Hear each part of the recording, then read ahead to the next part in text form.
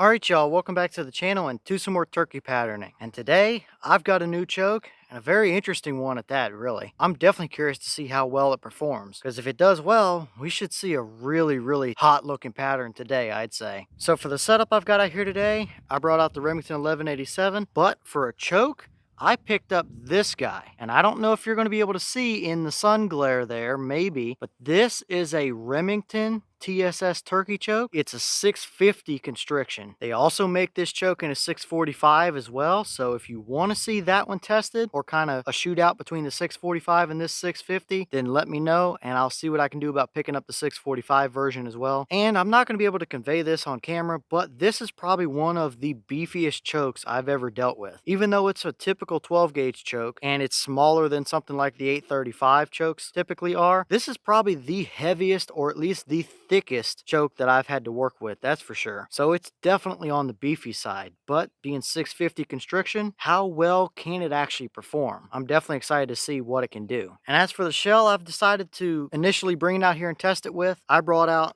some of these. These are the Herter's TSS turkey loads. Now these are a budget off-the-shelf turkey load that actually really performs. These Herter shells outshoot anything else TSS wise that you can get in a big box store. So we know that these are a good shell, and we know that these like the little bit tighter chokes, so I'm definitely curious to see how they do today. Now they are the 12 gauge 2 3/4 inch 1.5 ounces of number 9 TSS shot, moving about 1200 feet per second. So if we don't see a good performance, then it's probably the choke to blame. So as for today's test, everything is going to be the same as usual. I have the turkey target set up at 40 yards. I also have the chronograph, so we'll be able to get our speed and see how close it is to the box claim. So let's get you guys set up with a view of the target. We'll take our shot, we'll look at our chrono, and then we'll go down and see how it actually performed. This is the first time we've tested a 650 constriction choke, and with it being a kind of factory-ish Remington made turkey choke, definitely curious to see how well it actually can perform, because we should see a pretty hot pattern today, I'm thinking. But let's go over here and shoot it and see what this combination can actually give us.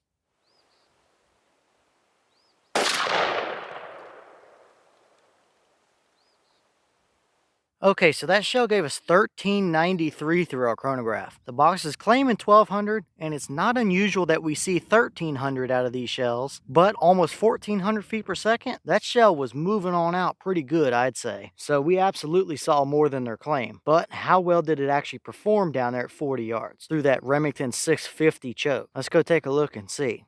Alright, so now we're down here at our 40-yard target, and this is what we got. Now, we do have a dead bird. There are 4 or 5 through the brain and several more down the spine there, but clearly our pattern favored left here. But we do have a little bit of a crosswind today that is enough to affect things, so that might be the case here as to why we were a touch left. But either way, that's why we use the backers, so we can see our full pattern here. But as we can very clearly see, we have a very nice hot pattern right there, and a pretty even core area as well. We might have one little void right about in there, but clearly that's not anything that I'd be too worried about looking at the rest of the pattern there. I mean, that would absolutely crush a turkey out to 40 yards all day long. Now we do see a little bit of unevenness right around the outskirt edges of the pattern here, but for both the shell and being a tighter 650 constriction, I'm not entirely surprised there. As well as we see definitely one flyer down there at the bottom, but maybe a couple other ones around the edges there. That's not unusual for these shells at all. Now, to my surprise a little bit, if you've seen a bunch of the other Herter shells and their testing that we did with them, we don't necessarily have a super noticeable baseball tight core like we did in some of the other tests. It's a little bit more open across the middle of our pattern. So again, these Herter shells did what they always do for a budget off the store shelf TSS shell, and this Remington 650 turkey choke here clearly seems to be a pretty good little setup, at least with this initial test anyway, that's for sure. I would not hesitate in the slightest to take that combo out after turkey. So definitely, I think we're off to a pretty good start with that Remington 650 turkey choke, that's for sure.